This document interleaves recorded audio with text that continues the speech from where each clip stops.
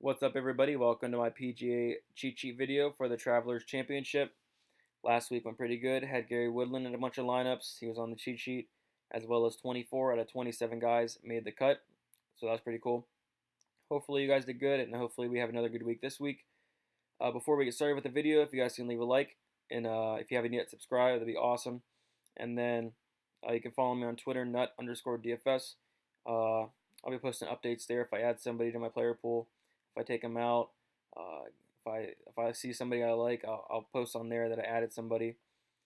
And then another quick announcement: we did make a Patreon for all the DFS content. You got UFC, PGA, NASCAR, and MLB.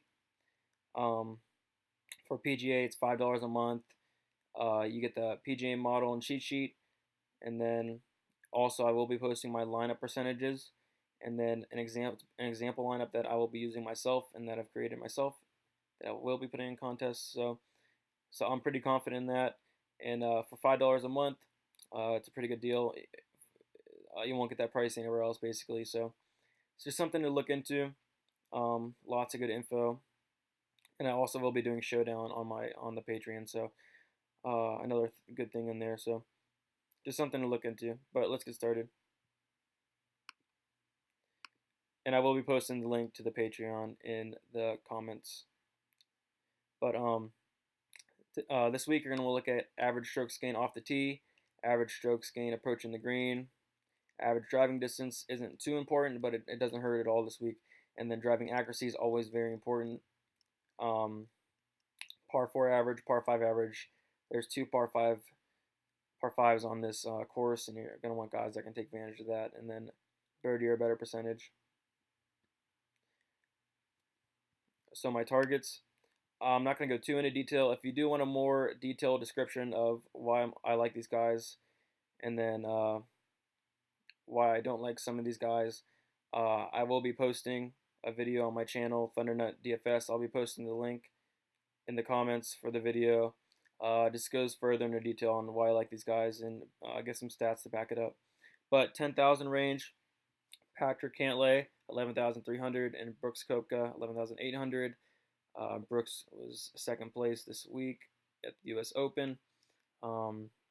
He might have a U.S. Open hangover and then might play bad, but he's always in play. He does have the skill to win this tournament easily. Just don't know where his head's at right now, but after that second place finish. But I do like Cantlay. He did all right in the U.S. Open. He finished, I believe, close to 20th. I was expecting him to even do better than that, but he still had a decent week. His final round was very good, but I do like Cantlay a lot. His stats rank out great here, and then Justin Thomas in my Nike range, along with Paul Casey, Mark Leishman.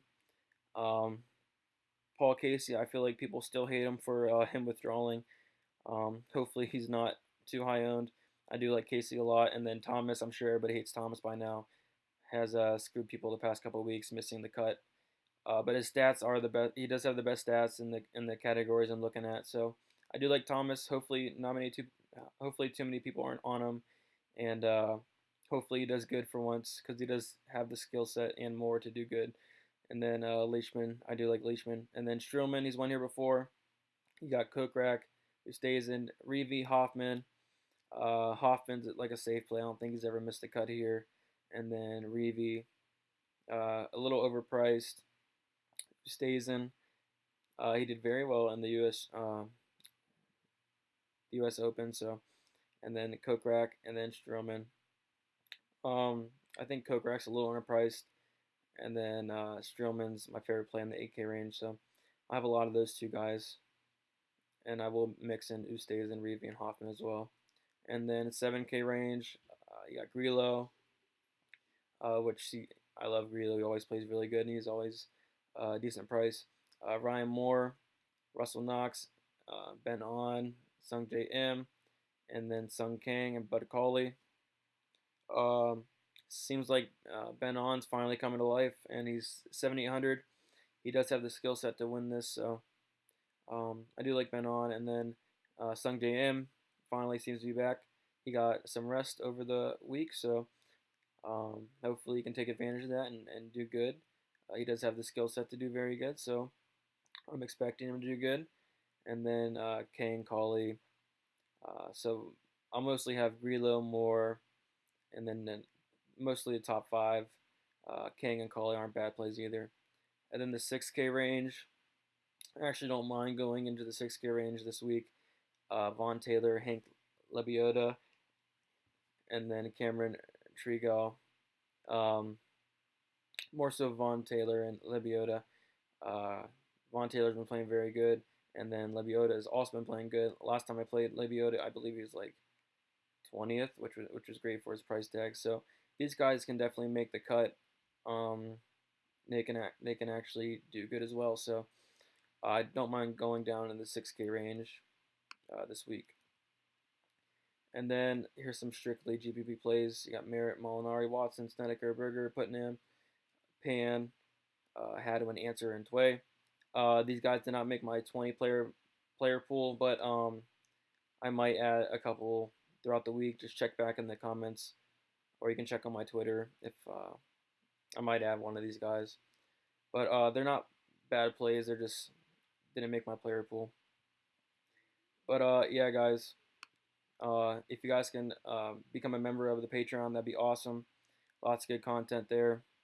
Lineup percentages, example lineups, all that good stuff, and then Showdown, which is I like to say a specialty of mine, and I always win in Showdown, so I'll be posting some of that stuff there. Don't forget to like this video, subscribe to the channel if you haven't. I will be posting a video on my YouTube channel, Thundernut DFS. I'll be posting the link in the comments. Just further going over why I like some of these guys, and then some guys to stay away from as well. So be sure to look for that. And thanks, guys, and good luck this week.